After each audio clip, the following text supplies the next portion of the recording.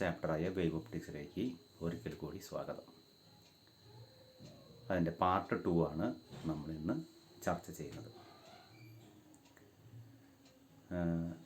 നമ്മൾ ക്രിസ്റ്റീൻ ഹൈജിൻസിൻ്റെ wave theory ആധാരമാക്കിക്കൊണ്ട് റിഫ്ലക്ഷൻ, റിഫ്രാക്ഷൻ ഈ രണ്ട് കാര്യങ്ങളാണ് നമ്മൾ കഴിഞ്ഞ ക്ലാസ്സിൽ ചർച്ച ചെയ്തത്.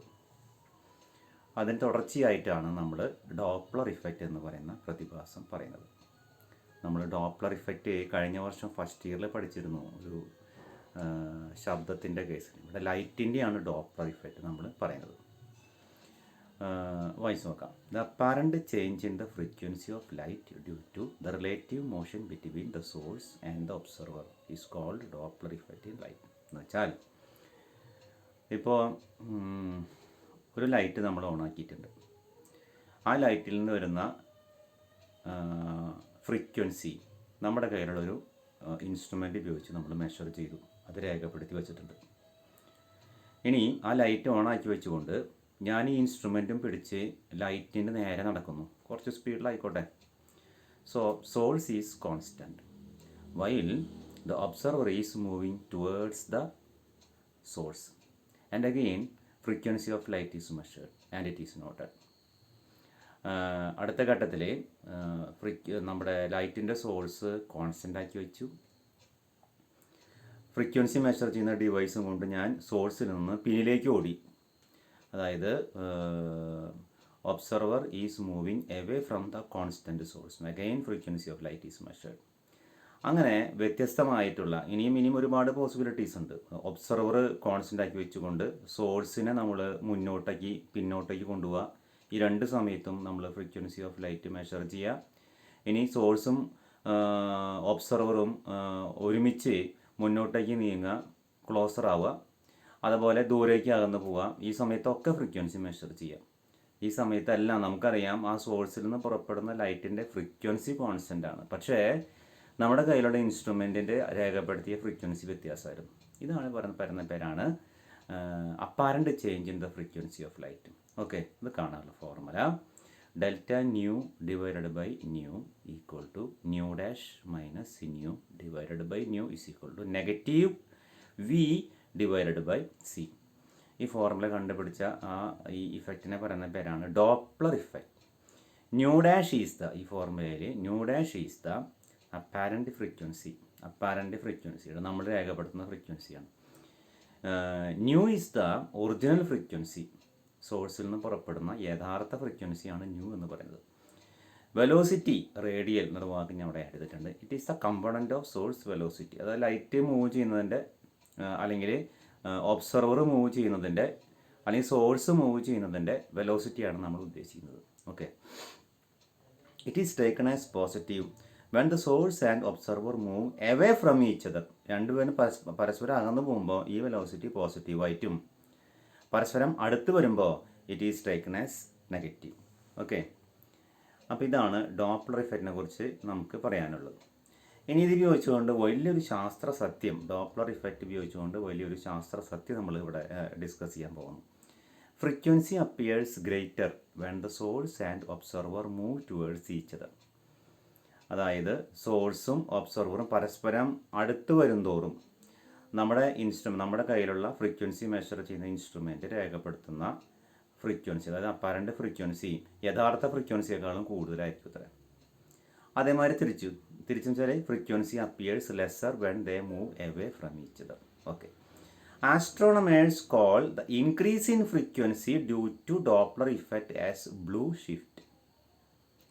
അപ്പോൾ എപ്പോഴാണ് ഇൻക്രീസ് ഇൻ ഫ്രീക്വൻസി പറഞ്ഞ്? Both source and observer are moving towards each other. ഈ സമയത്താണ് ഫ്രീക്വൻസി കൂടുതലാവുക. ആ സമയത്ത് അതിനെ പറയുന്ന പേരെന്താ? ബ്ലൂ ഷിഫ്റ്റ് എന്നാണ് പറയുക. If the source and the observer is moving away from each other then Doppler ഇഫക്റ്റിനെ പറയുന്ന പേര് റെഡ് ഷിഫ്റ്റ് എന്നാണ് പറയുക. അപ്പോൾ ഞാൻ ഇവിടെ ബ്ലൂ ഷിഫ്റ്റും റെഡ് ഷിഫ്റ്റും അതത് കളറിൽ കൊടുക്കാനായിട്ട് പരിശ്രമിച്ചിട്ടുണ്ട്. ഇതിൻ്റെ ഒരു ആപ്ലിക്കേഷൻ ഉണ്ട്. ശാസ്ത്ര സത്യം എന്താണെന്ന് നമ്മൾ പറയാൻ പോകുന്നുള്ളൂ. ഒരു ഫോർമുല കൂടി പറഞ്ഞതിന് ശേഷം നമുക്ക് അവിടേക്ക് കിടക്കാം. Doppler shift in terms of wavelength delta lambda divided by lambda is equal to lambda dash minus lambda divided by lambda equal to positive v divided by c. Okay, ഇനി എന്താണ് നമ്മൾ പറയാൻ പോകുന്ന ശാസ്ത്ര സത്യം? നോക്കൂ, നമ്മൾ നല്ല തെളിഞ്ഞ ആകാശമുള്ള ഒരു സമയത്ത്, രാത്രി സമയത്ത് ടെറസിൻ്റെ മുകൾ ഭാഗത്ത് കയറി നിന്ന് കൈ കൊണ്ടൊരു ഇമാജിനറി വട്ടം വരയ്ക്കുക. അതിൻ്റെ ഉൾഭാഗത്തുള്ള സ്റ്റാറുകളുടെ എണ്ണം എടുക്കുക. 2 തരം സ്റ്റാറാവും മിക്കവാറും നമ്മൾ കാണുക. ഒന്ന് blue coloured, 2 red coloured. Blue colour സ്റ്റാറിൻ്റെ പ്രത്യേകത എന്താണെന്ന് പറഞ്ഞാൽ, ബ്ലൂ ഷിഫ്റ്റ് എന്താ പ്രത്യേകത? സോഴ്സ് ഈസ് മൂവിങ് ടുവേർഡ്സ് ഒബ്സർവറാണ്. സോ ആ സ്റ്റാറുകളൊക്കെ നമ്മുടെ അടുത്തേക്ക് വരുന്ന സ്റ്റാറുകളാണ്. അപ്പോൾ റെഡ് കളേർഡ് സ്റ്റാറിൻ്റെ പ്രത്യേകത എന്തായിരിക്കും? They are moving away from other. അപ്പോൾ ഒരു ഇമാജിനറി വട്ടം വരച്ച് മൊത്തം നമ്മൾ 100 സ്റ്റാറിൻ്റെ എണ്ണം നമ്മൾ എടുത്തു വിചാരിക്കും. അതിൽ ഏകദേശം ഒരു 70-75 എണ്ണം, ഒരു ഏകദേശ കണക്ക് ഞാൻ പറഞ്ഞേട്ടാ, ഒരു 70-75 എണ്ണം റെഡ് കളേർഡ് സ്റ്റാറും ബാക്കി ഒരു 30-35 എണ്ണമാണ് ബ്ലൂ കളർ സ്റ്റാറും നമ്മൾ കാണുന്നുള്ളൂ. ഇതിൽ നിന്ന് എന്ത് മനസ്സിലാക്കാം? നമ്മിൽ നിന്ന് ദൂരേക്ക് അകന്ന് പോയിക്കൊണ്ടിരിക്കുന്ന സ്റ്റാറുകളാണ് കൂടുതൽ. Or universe is expanding in each and every second. എന്ന് വെച്ചാൽ യൂണിവേഴ്സ് അനുനിമിഷം വികസിച്ചു കൊണ്ടിരിക്കുന്ന വലിയൊരു പ്രസ്ഥാനമാണെന്ന് അർത്ഥം. ഇത് ബിഗ് ബാങ് തിയറിയെ സപ്പോർട്ട് ചെയ്യുന്നു. ബിഗ് ബാങ് തിയറി എന്ന് പറയുന്നത് അനധിദൂരമായ ഒരു കാലഘട്ടത്തിൽ ഈ പ്രപഞ്ചത്തിൽ കാണുന്ന സകലമാന സെലസ്റ്റിയൽ ബോഡീസും, സ്റ്റാർ, പ്ലാനറ്റ്, കോമറ്റ്സ് തുടങ്ങിയ എല്ലാ ഹെവൻലി ബോഡീസും ഒരു സിംഗിൾ സ്പെറിക്കൽ ബോഡിയുടെ ഭാഗമായിരുന്നു എന്ന് പറയുന്നത്. ഒരു ഇൻറ്റേർണൽ പ്രോബ്ലം കാരണം കൊണ്ട് ഇത് പൊട്ടിത്തെറിച്ചു. എന്തായിരിക്കും ഒരു പൊട്ടിത്തെറിയുടെ ആഫ്റ്റർ ഇഫക്റ്റ്? ബിഗ് ബാങ്ങിൻ്റെ ഇഫക്റ്റ് എന്തായിരിക്കും? പരസ്പരം അകന്ന് പോയിക്കൊണ്ടിരിക്കും.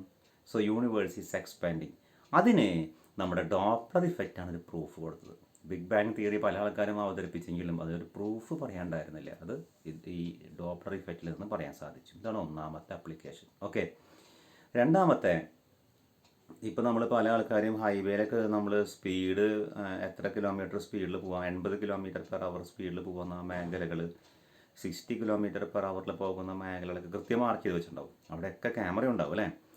നമ്മൾ വീട്ടിലേക്ക് ഒരു പോലീസിൻ്റെ ഒരു ലെറ്റർ വന്നു, നിങ്ങൾ ഓവർ സ്പീഡിലാണ് പോയിരിക്കുന്നത്, അതുകൊണ്ട് 1000 രൂപ പണിഷ്മെൻ്റ് ആയിട്ട് നിങ്ങൾ അടയ്ക്കണം എന്ന് പറയുമ്പോൾ നമ്മൾ വാദിച്ചില്ല, ഞങ്ങൾ സ്പീഡിൽ പോയിട്ടില്ല പറയുമ്പോൾ നമ്മൾ കാറ് സ്പീഡിൽ പോകുന്നതിൻ്റെ പിക്ചർ ഉൾപ്പെടെ അവർ നമുക്ക് അയച്ചു തന്നിട്ടുണ്ടാവും. എങ്ങനെയാണ് സാധിക്കുന്നത്? സ്പീഡ് റഡാർ ഉപയോഗിച്ചുകൊണ്ടാണ്. അപ്പോൾ ഡോപ്ലർ ഇഫക്റ്റാണ് സ്പീഡ് റഡാറിൽ. നമ്മളെ കാറാണ് source is moving towards the constant camera. So the change in frequency or apparent frequency can be found out. Okay. അടുത്തത് 3, it provides a convenient means of tracking a satellite. നമ്മൾ ഏകദേശം 36,000 kilometre മുകൾ ഭാഗത്താണ് Jio stationery സാറ്റലൈറ്റിൻ്റെ സ്ഥാനം. Polar satellite എന്ന് പറയുന്ന spy നെറ്റ്വർക്കിന് ഉപയോഗിക്കുന്ന സാറ്റലൈറ്റിൻ്റെ സ്ഥാനം 500-1000 കിലോമീറ്ററിന് ഇടയ്ക്കാണെന്ന് പറയപ്പെടുന്നു. ഇതിനൊക്കെ നമ്മൾ വ്യത്യസ്ത രാജ്യങ്ങൾക്ക് വ്യത്യസ്ത സാറ്റലൈറ്റുകൾ കണ്ടേക്കാം. ജിയോ സ്റ്റേഷനറി സാറ്റലൈറ്റ് കാണും, സ്പൈ നെറ്റ്വർക്കിന് വേണ്ടി അല്ലെങ്കിൽ ക്ലൈമറ്റ് പ്രൊഡിക്ഷന് വേണ്ടി പല ആവശ്യങ്ങൾക്ക് വേണ്ടി നമ്മൾ വ്യത്യസ്ത സാറ്റലൈറ്റുകൾ നമ്മൾ വിക്ഷേപിക്കാറുണ്ട്. ഇതിനൊക്കെ നമ്മൾ ട്രാക്ക് ചെയ്യുന്നത് ഈ ഡോപ്ലർ ഇഫക്റ്റ് എന്ന് പറയുന്ന ഈ പ്രതിഭാസം ഉപയോഗിച്ചുകൊണ്ടാണ്. ഇനി അടുത്തത് principle of superposition of waves and the interference of light. അതിലാദ്യം പറയാൻ പോകുന്നത് സൂപ്പർ പൊസിഷൻ പ്രിൻസിപ്പിളാണ്. ഇവിടെ പറയുന്നത് രണ്ട് വേവ് ഒരേ സമയം മുന്നോട്ട് വരികയും രണ്ടിൻ്റെ ക്രസ്റ്റ് എന്ന് പറയുന്നത് എന്താ ഉദ്ദേശിക്കുന്നത്? ക്രസ്റ്റ് എന്ന് പറയുന്നത് ഒരു വേവിൻ്റെ ഉയർന്ന ഭാഗത്തിന്, ഈ ഭാഗത്തിനെ പറയുന്ന പേരാണ് ക്രസ്റ്റ്. അപ്പോൾ ഇതും ക്രസ്റ്റ് തന്നെയാണ്. താഴ്ന്ന ഭാഗത്തിന് പറയുന്ന പേരാണ് ട്രഫ്. അപ്പോൾ രണ്ട് വേവ്, ഒരെണ്ണം ഈ ദിശയിലും ഒരെണ്ണം മറുദിശയിലും യാത്ര ചെയ്യുന്നു. രണ്ടിൻ്റെ ക്രസ്റ്റുകൾ തമ്മിൽ കൂട്ടിമുട്ടുകയാണെങ്കിൽ, അഥവാ രണ്ടിൻ്റെയും ട്രഫുകൾ തമ്മിൽ കൂട്ടിമുട്ടുകയാണെങ്കിൽ അതിൻ്റെ ഡിസ്പ്ലേസ്മെൻ്റ് എന്ന് പറയുന്നത് ഓരോ ഇൻഡിവിജ്വൽ വേവിൻ്റെയും ഡിസ്പ്ലേസ്മെൻറ്റിൻ്റെ വെക്റ്റർ സമ്മാനിക്കും എന്നാണ് പറയുന്നത്. So super position principle States that when 2 or more waves traveling through the same region superimpose, അത് സൂപ്പറിമ്പോസ് ചെയ്യുകയാണെങ്കിൽ the resultant displacement of the particles of the medium will be the vector sum of the displacements of each wave. Okay, അതായത് ഡിസ്പ്ലേസ്മെൻറ്റിൻ്റെ sum എന്ന് പറയുമ്പോൾ y is equal to y dash plus y double dash. y dash എന്ന് പറയുന്നത് ഒന്നാമത്തെ വേവിൻ്റെ displacement, y dash എന്ന് പറയുന്നത് രണ്ടാമത്തെ വേവിൻ്റെ ഡിസ്പ്ലേസ്മെൻറ്റ്. അതിൻ്റെ മുകൾ ഭാഗത്ത് ഒരു വെക്റ്റർ സൈൻ കൊടുത്താൽ നന്നായി. അതായത് vector y is equal to vector y dash plus vector y double dash കൊടുത്താൽ നന്നായിരുന്നു. ഇനി When the crest of one wave falls over the crest of another wave, or trough of one wave falls over the trough of another, their displacements get added. Superimposing waves are in phase. ഇങ്ങനെയുള്ള ഇതിൽ രണ്ട് വേവുകളും ഒരേ ഫേസിലായിരിക്കും അർത്ഥം. അതല്ല, ഒന്നിൻ്റെ ക്രസ്റ്റും രണ്ടാമത്തെ ട്രഫാണ് കൂട്ടിമുട്ടുന്നതെങ്കിൽ ഡിസ്പ്ലേസ്മെൻറ്റ് സബ്ട്രാക്ട് ചെയ്യണം, മൈനസ് ആക്കണം എന്നർത്ഥം. അപ്പോൾ ഇതൊരു വീഡിയോ മുഖേന നമുക്ക് കാണാനായിട്ട് പരിശ്രമിക്കാം. Superimposition of two waves ആണ് പറയുന്നത്. റെഡ് വേവ് റൈറ്റിലേക്ക് ട്രാവൽ ചെയ്യുന്നു, ബ്ലൂ വേവ് ലെഫ്റ്റിലേക്ക് ട്രാവൽ ചെയ്യുന്നു. രണ്ട് വേവിൻ്റെയും ക്രസ്റ്റുകൾ തമ്മിൽ സൂപ്പർ ഇമ്പോസ് ചെയ്തു. റെഡ് വേവിൻ്റെ ഡിസ്പ്ലേസ്മെൻറ്റ് 1 സെൻറ്റിമീറ്റർ ആയിട്ട് പരിഗണിക്കുക. ഒരു ലൈനാണ് ഞാൻ മുകൾ ഭാഗത്ത് എടുത്തിരിക്കുന്നത്. ബ്ലൂ വേവിൻ്റെ ഡിസ്പ്ലേസ്മെൻറ്റ് 2 സെൻറ്റിമീറ്റർ ആയിട്ടാണ് ഞാൻ എടുത്തിരിക്കുന്നത്. കൂട്ടിമുട്ടിയപ്പോൾ സംഭവിച്ച റിസൾട്ടൻ്റ് വേവിൻ്റെ ഡിസ്പ്ലേസ്മെൻറ്റ് നോക്കൂ, 3 സെൻറ്റിമീറ്ററാണ്. ക്ലിയറായി എന്ന് വിചാരിക്കുന്നു. ഇത് ഞാൻ മറ്റൊരു വീഡിയോയിലൂടെ നിങ്ങൾക്ക് കാണിച്ചു തരുന്നു. രണ്ട് വേവുകൾ ലെഫ്റ്റിൽ നിന്നും റൈറ്റിൽ നിന്നും വരുന്നു, കൂട്ടിമുട്ടാൻ പോകുന്നു. Maximum displacement. അതിനുശേഷം ആ രണ്ട് വേവുകളും പതിവ് പോലെ ലെഫ്റ്റിലേക്കും റൈറ്റിലേക്കും അതിൻ്റെ യാത്ര കണ്ടിന്യൂ ചെയ്യുന്നു. ഇനി ക്രസ്റ്റും ട്രഫും തമ്മിൽ കൂട്ടിമുട്ടുന്നു. പതിവ് പോലെ റെഡ് റൈറ്റിലേക്ക്, ബ്ലൂ ലെഫ്റ്റിലേക്ക് സൂപ്പർ ഇമ്പോസ് ചെയ്തു. ഒന്നിൻ്റെ ക്രസ്റ്റും രണ്ടാമത്തെ ട്രഫും കൂട്ടിമുട്ടി. ബ്ലൂവിന് 2 സെൻറ്റിമീറ്റർ ഡിസ്പ്ലേസ്മെൻറ്റ്, റെഡിന് -1 സെൻറ്റിമീറ്റർ ആണ് ഡിസ്പ്ലേസ്മെൻറ്റ്. അപ്പോൾ +2ഉം -1ഉം റിസൾട്ടൻ്റ് വേവിന് +1 ആണ് നമുക്ക് കിട്ടുന്ന ആൻസർ. ഇത് ഞാനൊരു റോപ്പിൻ്റെ എക്സാമ്പിളിലൂടെ കാണിക്കാനായിട്ട് ശ്രമിക്കുന്നു. ഒരു കുട്ടി അവിടെ നിന്ന് റോപ്പിന് ഓസിലേറ്റ് ചെയ്യുന്നു, മറ്റേ കുട്ടി ഇടത് ഭാഗത്ത് നിന്ന് ഓസിലേറ്റ് ചെയ്യുന്നു. കൂട്ടിമുട്ടുന്ന പോയിന്റ് നോക്കുക, 0. രണ്ടിൻ്റെ ആംപ്ലിറ്റ്യൂഡ് സെയിം ആയതുകൊണ്ട് 0. അടുത്തത് കോഹിറൻറ്റ് സോഴ്സസ് എന്ന് പറയുന്ന ഒരു ഭാഗമാണ്. രണ്ട് ലൈറ്റ് സോഴ്സ് ഒരു കോഹിറൻറ്റ് സോഴ്സ് ആണ് എന്ന് പറയണമെന്നുണ്ടെങ്കിൽ they should emit light waves of same frequency, same phase or constant phase difference. രണ്ട് സോഴ്സിൽ നിന്ന് വരുന്ന ലൈറ്റിൻ്റെയും ഫ്രീക്വൻസിയും ഫേസും സെയിം ആയിരിക്കണം. എങ്കിലാണ് ഈ രണ്ട് ലൈറ്റ് സോഴ്സിനെ ഒരുമിച്ച് പറയുന്ന പേരാണ് കോഹിറൻറ്റ് സോഴ്സ്. ഒരിക്കലും ഒരു ഒറ്റപ്പെട്ട ഒരു ordinary independent source cannot be coherent because of the random changes in phase. നമുക്കറിയാം, എല്ലാ പാർട്ടിക്കിളിൻ്റെയും അടിസ്ഥാനം എന്ന് പറയുന്നത് ആറ്റാണ്. എല്ലാ ആറ്റത്തിൽ നിന്നും അത് എമിറ്റ് ചെയ്യുന്ന റേഡിയേഷൻസ് ഒരിക്കലും സെയിം ആവില്ല. അഥവാ അവ എമിറ്റ് ചെയ്യുന്ന ലൈറ്റിൻ്റെ ഫ്രീക്വൻസി സെയിം ആണെങ്കിൽ ഫേസ് ഡിഫറൻസ് ഉണ്ടാവും. ഫേസ് കോൺസ്റ്റൻ്റ് ആണെങ്കിൽ ഫ്രീക്വൻസി ചേഞ്ച് ഉണ്ടാവും. അതുകൊണ്ട് തന്നെ ഒരിക്കലും രണ്ട് ഇൻഡിപെൻഡൻറ്റ് സോഴ്സുകൾ ഒരിക്കലും ഒരു കോഹിറൻറ്റ് സോഴ്സിന് എക്സാമ്പിൾ ആവില്ല. അപ്പോൾ എങ്ങനെ പിന്നെ കോഹിറൻറ്റ് സോഴ്സ് ഉണ്ടാക്കാം നോക്കൂ. To obtain 2 coherent sources, one source must be derived from the other. ഒരു സോഴ്സിൽ നിന്ന് നമ്മൾ രണ്ട് സോഴ്സ് ഡിറൈവ് ചെയ്യണം. ഓക്കെ, അഥവാ both of sources must be derived from a single parent source. അത് നമുക്ക് വളരെ വിശദമായിട്ട് നമ്മൾ ഡബിൾ ഇതൊക്കെ പറയുന്ന സമയത്ത് നമ്മൾ ഇൻ്റർഫറൻസ് ഒക്കെ നമ്മൾ എക്സ്പ്ലെയിൻ ചെയ്യുന്ന സമയത്ത് നമുക്ക് പറയാം. Interference: the modification in the distribution of light energy in a region by the superposition of two or more waves passing simultaneously through that region is called interference. എന്ന് വെച്ചാൽ രണ്ട് ലൈറ്റ് വേവുകൾ ഒരു പ്രത്യേക സ്ലിറ്റ് കൂടെ കടത്തി വിടുമ്പോൾ ഏകദേശം 1 മീറ്റർ അപ്പുറത്തുള്ള ചുമരുമ വന്ന് വീഴുന്ന ഏറ്റവും സെൻട്രൽ റീജിയനിൽ ഒരു ബ്രൈറ്റ് ബാൻഡ് ഫോം ചെയ്യും. തൊട്ടപ്പുറത്തൊരു ഡാർക്ക് റീജിയൻ, അതിൻ്റെ മുകൾ ഭാഗത്ത് വീണ്ടും ബ്രൈറ്റ് ബാൻഡ്, അതിൻ്റെ മുകൾ ഭാഗത്ത് വീണ്ടും ഡാർക്ക് റീജിയൻ. അപ്പോൾ ഒരു ചോദ്യമുണ്ട്, ഡാർക്ക് റീജിയനിൽ വന്ന് വീഴേണ്ടിയിരുന്ന പ്രകാശന് എന്ത് സംഭവിച്ചു? അവിടുത്തെ ലൈറ്റ് എനർജിയും കൂടിയാണ് ബ്രൈറ്റ് ബാൻഡിലേക്ക് കൊടുത്തത്. അതിനോട് വാക്ക് ഉദ്ദേശിക്കണേ distribution of light energy in a region. ഇപ്പോൾ ഡാർക്ക് ബാൻഡിലെ ബ്രൈറ്റ് ബാൻഡിലേക്ക് പോയി, അവിടുത്തെ ആ എനർജി ഡാർക്ക് ബാൻഡിൽ വന്ന് വീഴേണ്ട എനർജി, ലൈറ്റ് എനർജി ബ്രൈറ്റ് ബാൻഡിലേക്ക് ഡിസ്ട്രിബ്യൂട്ട് ചെയ്തു. ഈ പ്രതിഭാസത്തിന് പറയുന്ന പേരാണ് ഇൻ്റർഫറൻസ്. അതുകൊണ്ട് തന്നെ ഇത് കൺസർവേഷൻ ഓഫ് എനർജി ഒബേ ചെയ്യുന്ന ഒരു പ്രിൻസിപ്പിളാണ്. നോക്കൂ, if the path difference is equal to n lambda, path difference എന്ന് പറയുന്നത് എൻ ലാംഡയാണെങ്കിൽ, ലാംഡ എന്ന് പറയുന്നത് സഞ്ചരിക്കുന്ന ആ വേവിൻ്റെ വേവ് ലെങ്ത്താണ്. എൻ എന്ന് പറയുന്നത് 0, 1, 2, 3 എക്സിട്ര. അങ്ങനെയാണെങ്കിൽ രണ്ട് വേവുകൾ തമ്മിൽ കൺസ്ട്രക്റ്റീവ്ലി ഇൻ്റർഫിയർ ചെയ്യും. എന്ന് വെച്ചാൽ ഡിസ്പ്ലേസ്മെൻറ്റ് y1 + y2 നമ്മൾ നേരത്തെ കണ്ടല്ലോ, y dash + y double dash കണ്ടല്ലോ. അത്തരം ഇൻ്റർഫറൻസിന് പറയുന്ന പേരാണ് കൺസ്ട്രക്റ്റീവ് ഇൻ്റർഫറൻസ്. എന്ന് വെച്ചാൽ ക്രസ്റ്റും അഥവാ ട്രഫും അഥവാ പാത്ത് ഡിഫറൻസിൻ്റെ കോമൺ ഫോർമുല n ലാംഡ. അപ്പോൾ 0 കൊടുത്തു നോക്കൂ, പാത്ത് ഡിഫറൻസ് എന്നിന് പകരം 0 കൊടുക്കുമ്പോൾ ആദ്യം 0 വരും. 1 കൊടുത്തു നോക്കൂ, അപ്പോൾ 1 ലാംഡ. 2 കൊടുത്തു നോക്ക്, 2 ലാംഡ. എന്ന് വെച്ചാൽ path difference 0 lambda, 2 lambda, 3 lambda extra up to n lambda ആണെങ്കിൽ അത് കൺസ്ട്രക്റ്റീവ് ഇൻ്റർഫറൻസിൻ്റെ ലക്ഷണമാണ്. ഓക്കെ, അത്തരം കേസിൽ ഇൻറ്റൻസിറ്റി മാക്സിമം ആയിരിക്കും. റിസൾട്ടൻ്റ് ആംപ്ലിറ്റ്യൂഡ് എന്ന് പറയുന്നത് രണ്ട് വേവിൻ്റെ ആംപ്ലിറ്റ്യൂഡിൻ്റെ ഇൻഡിവിജ്വൽ ആംപ്ലിറ്റ്യൂഡിൻ്റെ സം ആയിരിക്കും.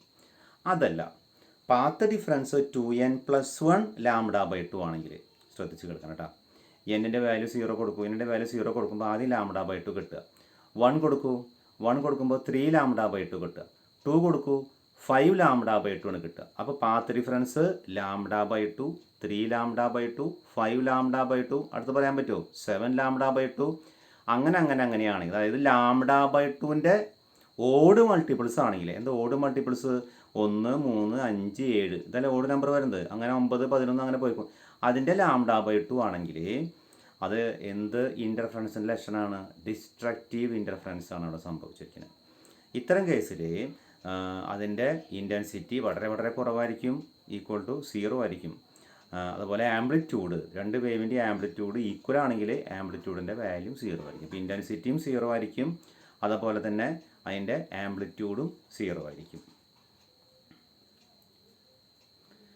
ഇവിടെ നോക്കൂ, ഇവിടെ ശ്രദ്ധിച്ച് നോക്കിയാൽ അത് മനസ്സിലാവുള്ളൂ. പാത്ത് ഡിഫറൻസ് ഞാനിവിടെ ഇങ്ങനൊരു ഡയഗ്രാം ഉപയോഗിച്ചുകൊണ്ട് വരച്ച് റെപ്രസെൻറ്റ് ചെയ്യാമെന്ന് വിചാരിച്ച് ഞങ്ങൾ വരച്ചിരിക്കുന്നത്.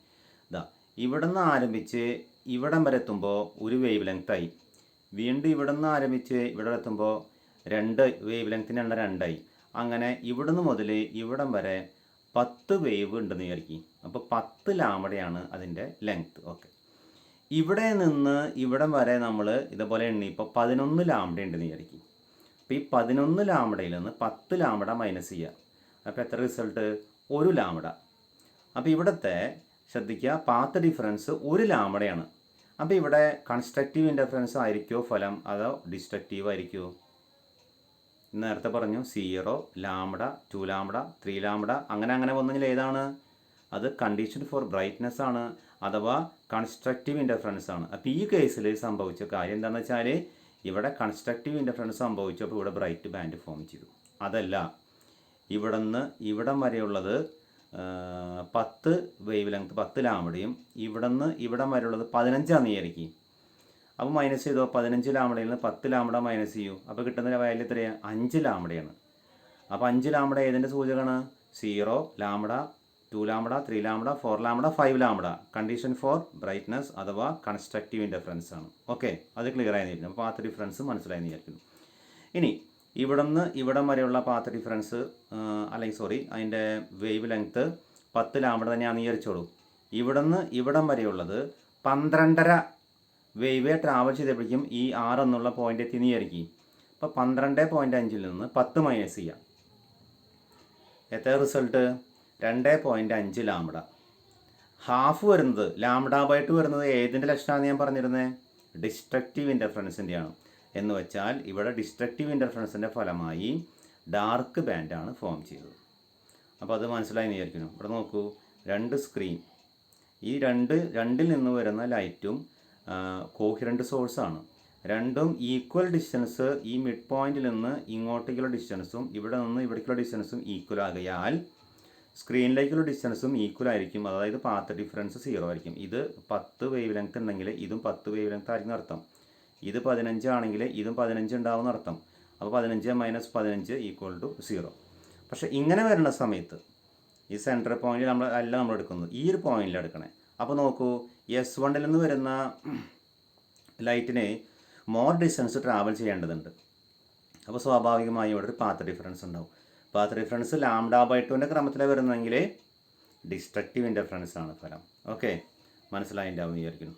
അപ്പോൾ നമ്മൾ അടുത്തൊരു ക്ലാസ്സുമായി നമുക്ക് ഉടനെ തന്നെ കാണാൻ പറ്റും എന്നുള്ള വിശ്വാസത്തോടെ നിർത്തുന്നു. Thank you.